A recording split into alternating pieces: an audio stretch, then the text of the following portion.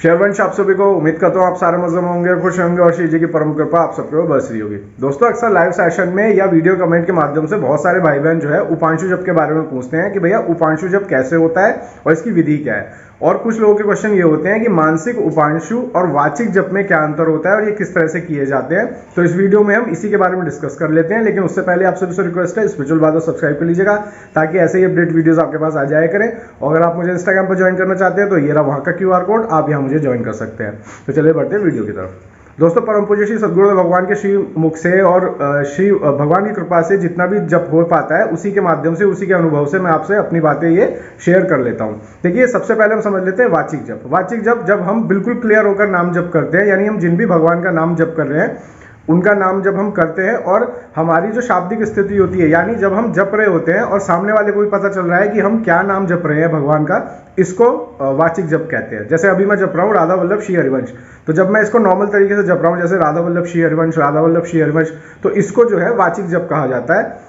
जो प्रारंभिक साधक होता है उसको वाचिक जप हमेशा थोड़ी सी तेज गति में करना चाहिए। ऐसा नहीं कि आप पूरा खुलकर उच्चारण ना करें, उच्चारण प्रॉपर करना चाहिए लेकिन थोड़ा सा तेज गति से, क्योंकि प्रारंभिक साधक का मन जो है वो नाम जप करते वक्त हमेशा सांसारिक बातों के ध्यान में जरूर जाता है। तो वहां से अपना मन हटाने के लिए हमेशा तेज स्वर में यानी तेज गति से नाम जप करना चाहिए। तो इसको तो कहते हैं वाचिक जप। उपांशु जप जो होती है वो होती है बीच की स्थिति, यानी वाचिक और मानसिक जप के बीच की स्थिति को उपांशु जप कहते हैं। उपांशु जप वो होता है जिसमें सामने वाले को ये नहीं पता चल रहा कि हम क्या जप रहे हैं, लेकिन इतना पता है कि हम कुछ जप रहे हैं। हमारे होठ बुदबुदाने से, हमारे मुंह चलने से, हमारे सांस लेने के तरीके से लोग समझ पा रहे हैं कि कुछ हमारे अंदर चल रहा है, लेकिन क्या चल रहा है ये पता नहीं चल रहा है। इसको उपांशु जप कहते हैं। उपांशु जप का सबसे बढ़िया तरीका परम पूज्य श्री सद्गुरुदेव भगवान ने एक बार बताया था कि अपनी जीभ के आगे वाले हिस्से को अपने ऊपर जहां पर मसूड़े और दांत होते हैं वहां पर उस जॉइंट के ऊपर लगा लेना चाहिए। जैसे ऐसे इस तरीके से हम अपने जीभ के आगे के हिस्से को जहां पर हमारे ऊपर की तरफ मसूड़े और दांत जॉइंट होते हैं वहां पर लगा लेना चाहिए। तब हमारे जो स्थिति होती है ऐसे होती है।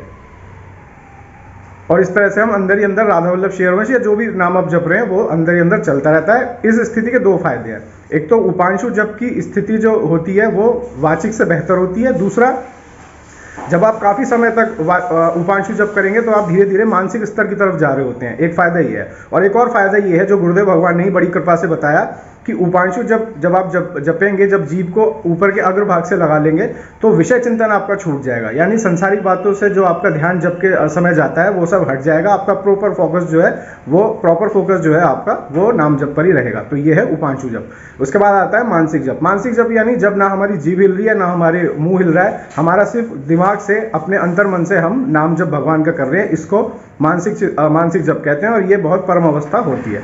उम्मीद करता हूँ आपको ये छोटा सा अपडेट अच्छा लगा होगा। जल्दी मिलूंगा आपसे नए वीडियो पर, नए कंटेंट पर। अपना ख्याल रखिए, मुस्कुराते रहिए। शेयर मंच।